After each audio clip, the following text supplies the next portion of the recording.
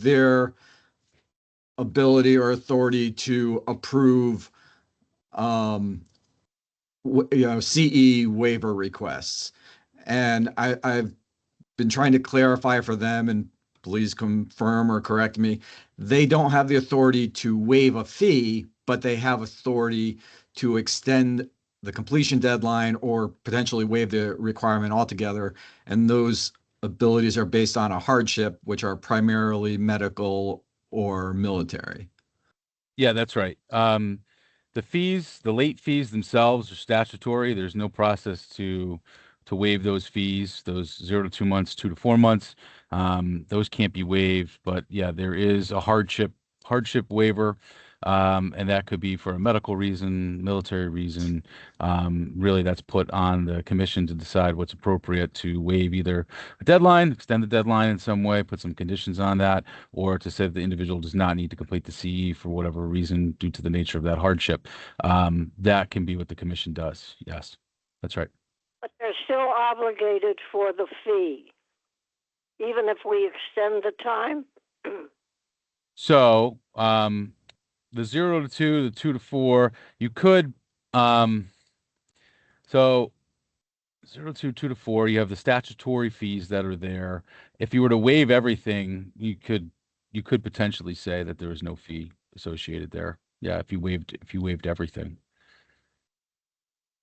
But if somebody's completed, if somebody's completed their CE, right, and they're late and they fall within that 0 to 2 months, 2 to 4 months window, and they're appealing to you to say, I can't afford that late fee, that's something that's not appealable. But if somebody's coming to you today and they're saying, I've completed, I haven't done my CE, I need a waiver, you could waive everything if you wanted to. That would be within your ability to do. Yeah. It's still not clear. We were just told we couldn't waive the fees. And you just said you could waive everything. Like if somebody hasn't completed it at all, you could waive the requirement to do it, which would therefore waive what they have to pay. There'd be nothing they have to pay because they wouldn't have any obligation to do it. I would say that would be what would be acceptable for the commission to do. Paul, can I throw out a scenario? Go ahead. Sure. So someone completed their CE, say in March, a month after the deadline, because they had, they're claiming they had medical hardships in February, but they're just coming to us now with the medical hardship saying, this is why I didn't do it in February, this is why I did it in March. Can the commission say, all right, we are officially extending your deadline to March 31st, thereby you would not have owed a late fee? No, I would say that's inappropriate. The person's already done it. It's passed on that. I don't want to get into too many hypotheticals, and I don't want to be arbitrary with this. I would say that, there's certainly some work that needs to be done on some of these regulations and laws around the hardship to make it a little more clear, I suppose. But I would say the way things are now, the authority is to waive something in its entirety if they haven't completed their CE and they're asking for a hardship. I don't think that's fair though, to say if you have taken the exam, then it's too late. But if you haven't taken the exam, then we can do something for you. It doesn't sound to me like that's the right message to give people. It could be more, I guess the regulations in the statute could be a little more clear on what the hardship is there, and what it applies to, especially with this new structure. But as it is now, if someone's completed their CE and they're late, then they have to pay those late fees. Could be.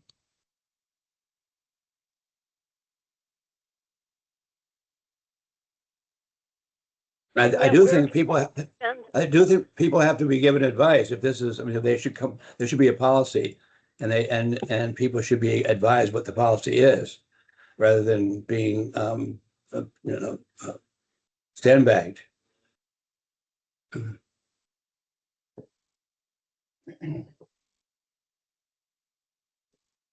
In essence, you're really making us make the policy by ruling on these things. Jason, we talked about this, before. Consistency is the important factor here. And I asked before to make sure that this was clear of on previous cases. It's very similar to this.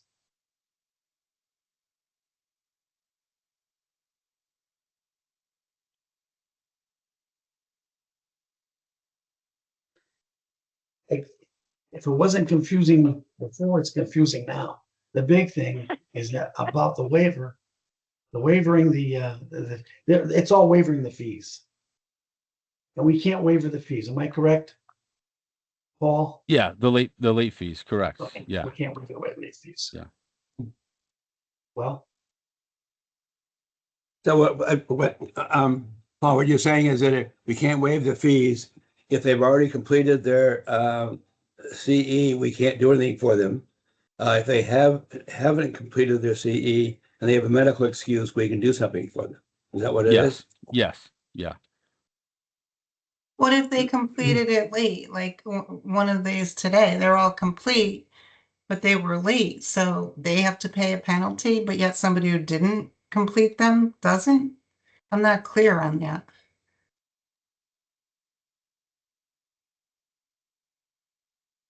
well, because when we extend the time, we've also extended, in essence, the fee.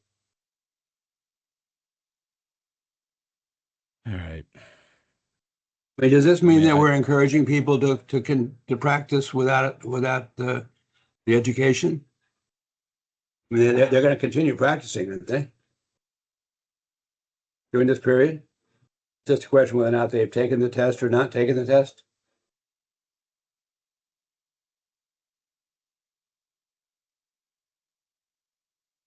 No answer.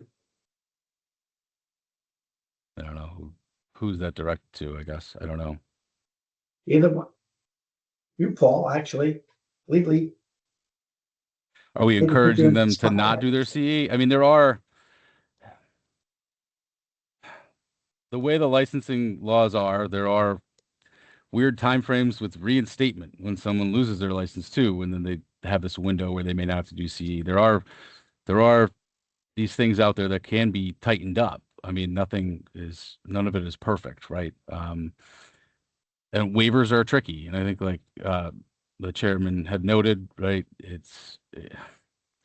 you don't want to make arbitrary decisions. And I think there are some things we can tighten up. So I think it's hard right now to give you the best advice here. But I think when you're looking at these, I don't know, how many do you have on today? And we could try to, Eight. try to, Eight. We have 8 of them. okay. I If think we want to maybe, put Paul, together, if- if we if want to this put is- together a little bit of, I mean, we could if talk, this- can know, review my this point- and see if we can come up with something a little more clear for you guys, so that you feel like you're not making an arbitrary decision and that we have a little better guidance, because it sounds like there is a lot of confusion. And maybe that's the best thing to do, is to table these till there is some clarity there, and I can talk to the chairman about the process and provide a little more clarity on the Paul, law side I of it. think because of the confusion of it, it's almost a case where the fact is that once we hear the case, then you would have to go to you legally, okay, in reference to what's our option No. per case. Could it be an option that the commission recommends a waiver and then put it back in DCP's hands?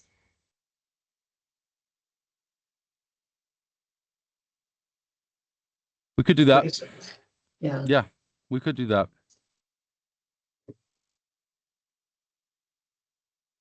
I would feel based on this conversation that it would be more appropriate if we had an attorney such as you, is probably when we go through every one of these cases, taking it, the case itself, what would be our option best? And then we'll make that decision. But it sounds like we're out in the floating around the air. Okay. So I think It's they, not, it's get to the point, I'll tell you what this, I can see this now. The scary part is that we all have our little bit of a different on opinions. Each of us are different somewhat. We want to make the right decision, and we also want to make sure it's legal. Am I right? Exactly. So let me, so I would say then what sounds like the commission wants to do is table these for now. We will, the legal department, take a little look over everything here, and I will be in touch with the chair to discuss kind of what that's going to look like, moving forward and the potential action that may be taken. Does that sound like the right thing? Yes. As, Okay. Ted said, it would be very helpful if whatever opinion is developed is in writing, so we know that we're going to be consistent. Sure.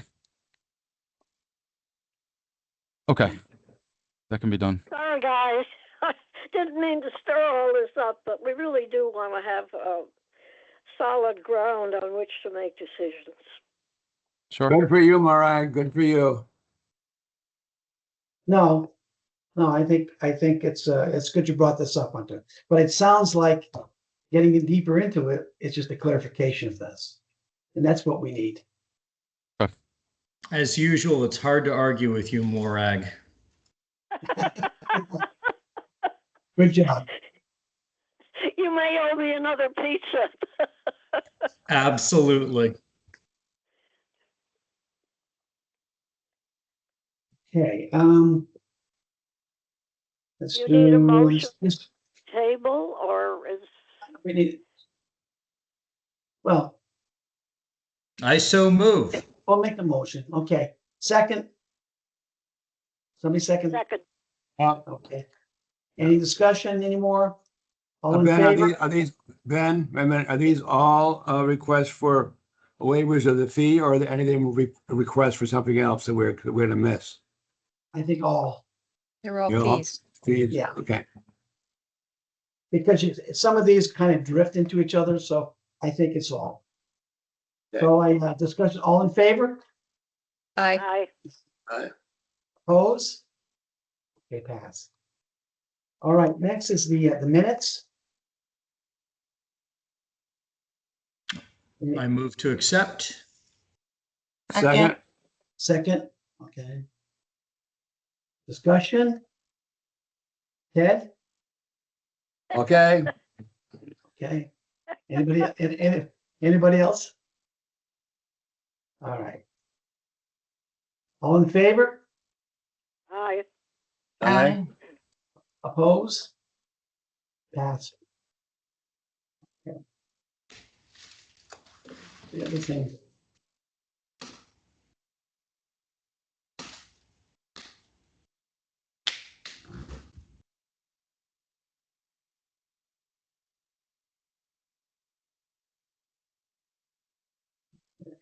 Complaints. We've got the complaints report in front of us. And seemed like a lot of things were settled recently. More so. Any questions on everybody having in front of them?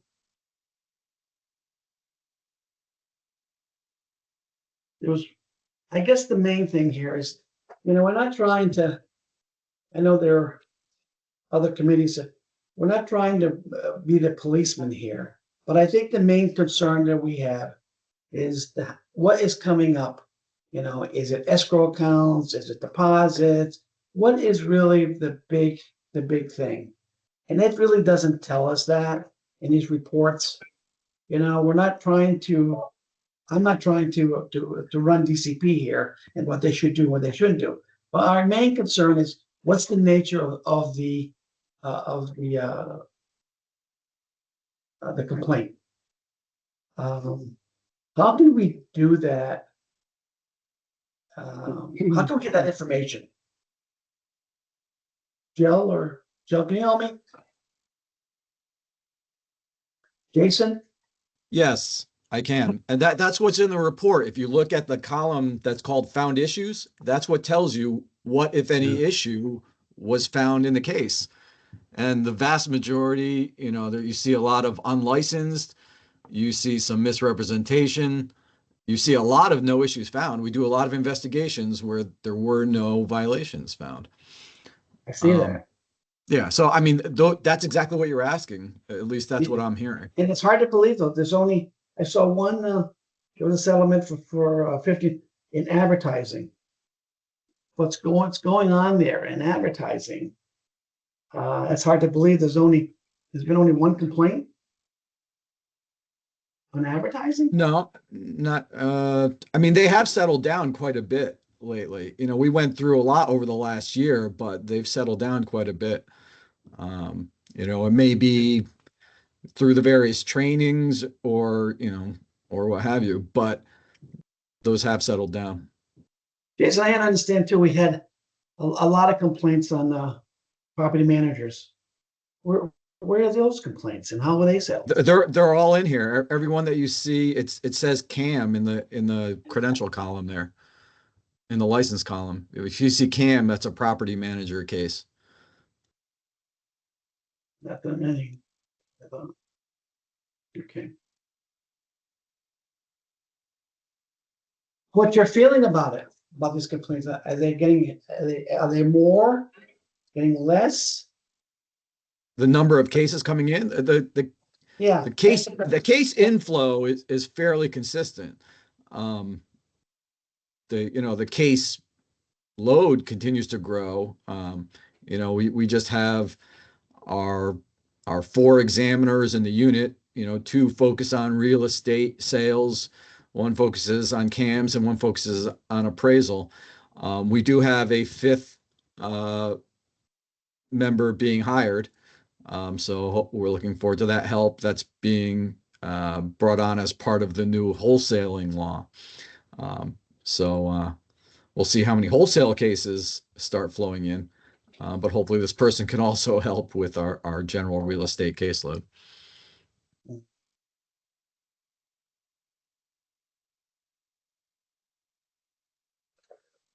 Any questions on this, by the way, from the members? One question. Can you determine whether some of these are, since so many of them do not require a follow-up, is there any way to determine whether or not it makes sense to penalize people who are perhaps making complaints that are not valid? I mean, that's time for all our staff. If we're getting these things that may be little petty squabbles or things of that nature, is there a way to discourage that? I don't believe that's legal.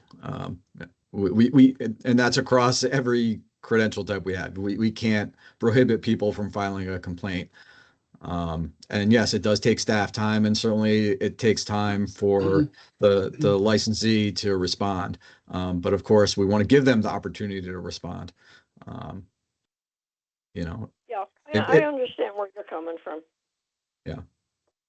There's no fee for filing a complaint, is there? Like a complaint in court? There is not. Yeah. What do you find percentage-wise? Man, I won't say that, but a lot of these complaints that come to you are really civil matters. Well, I mean, some are, and we direct them that way.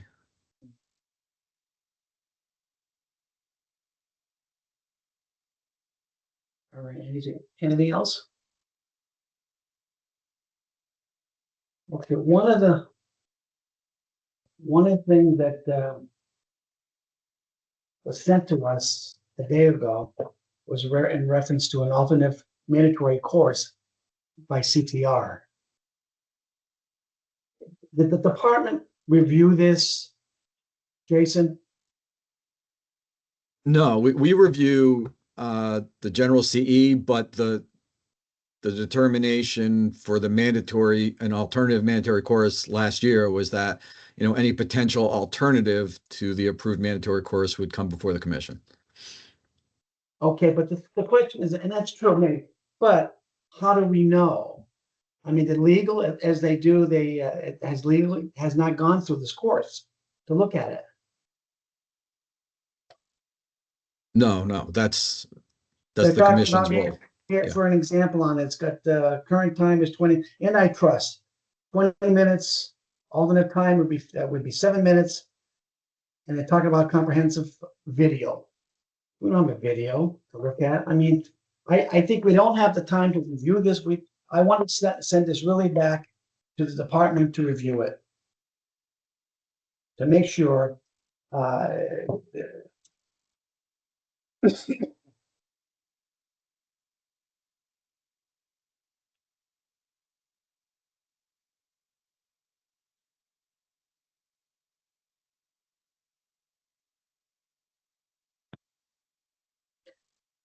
this is how we do it, have the course for, that we were on the committee, had to take the course, and it came back to us with modifications.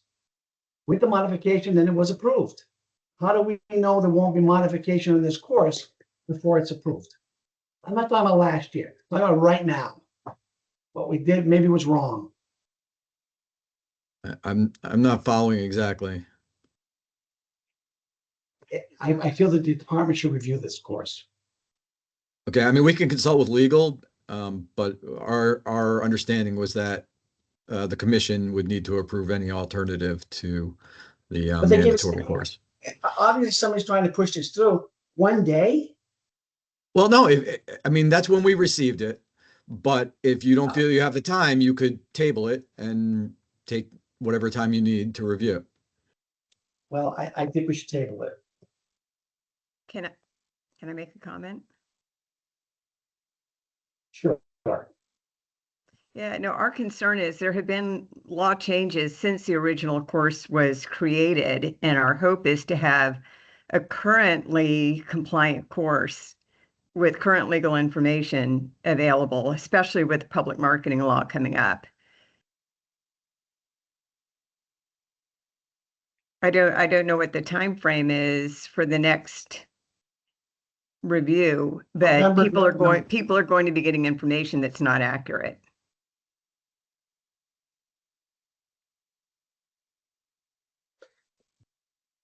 I still think it should be reviewed by the department.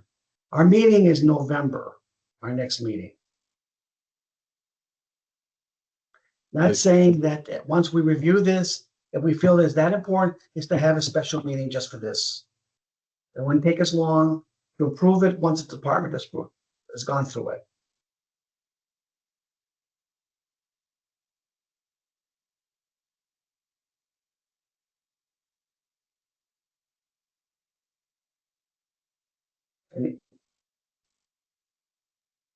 Any comments from anybody?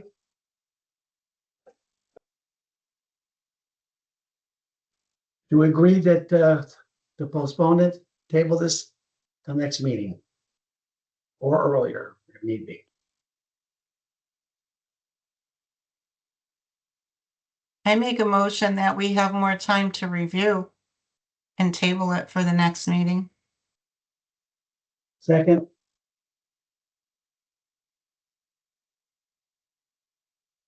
nobody wants to second it? I will second. Second. Discussion, we just had discussion. We talking about the next meeting being the regular meeting, or can we do a special meeting? That's what I just said. We could do a special meeting. Once they Okay. review this on it, we could do a special meeting.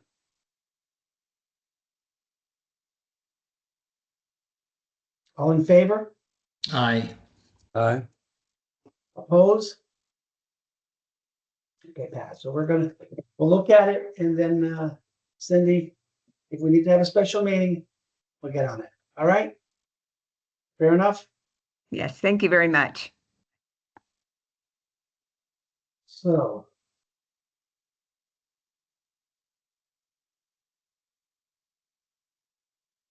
Any old business? I guess not. Any general comments? Anybody that's wants to discuss something that's going on that perhaps maybe we should look at? Time to discuss it now. Discuss it now. It would be under you. Ben, is there anything new on the stealing people's houses, land? I haven't heard anything. It's going on. It's still going on. Are there more towns that are doing something about it? I know some towns are. Yeah, ours is. I guess one of the problems some of the towns are making it very difficult. But then when the people want to really sell their properties, it's being a little difficult, but that's okay. Or more is better in this case. Yeah. Jill, you have your hand up? Or Jason? Yeah, I mean, we get occasional complaints. There's not a lot of great solutions. CTR did a great training recently on the subject with a variety of presenters. We took part as well. But it really just, the solution is just a vigilance by the licensees to, do their homework, to do their best to verify the seller. But it can be a challenge. These scammers are tricky for sure. Cindy? Your hands up? Yeah, we collected a list of all of the towns that did it as a result of the course. I'd be happy to send that out to the commissioners if you'd all like to see the number of towns That would be that have great. that have that right now. That Yes, would be great. please. Thank you. I think, and then a lot of them say, well, you've got to contact the state police or whatever, and I have done that. And they're basically say, good luck. We can't catch these guys. Are you hearing that? Yeah. It's an exhaustive amount of effort right now. There's just so much fraud.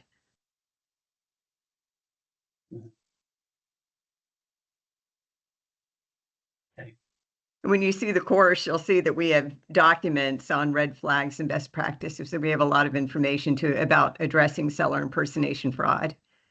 Yeah. That's one of the increases that we have in the course that you'll see. I noticed that from last time, they're even getting a lot more sophisticated too. So you really got to be, there's another bar constantly they keep reaching. Got to be careful out there. Okay, then if that's the case, nothing else, then I'm going to adjourn the meeting. Thank you all for participating. Good seeing you guys. Have a good Thanks, summer, Ed. everybody. All right, enjoy.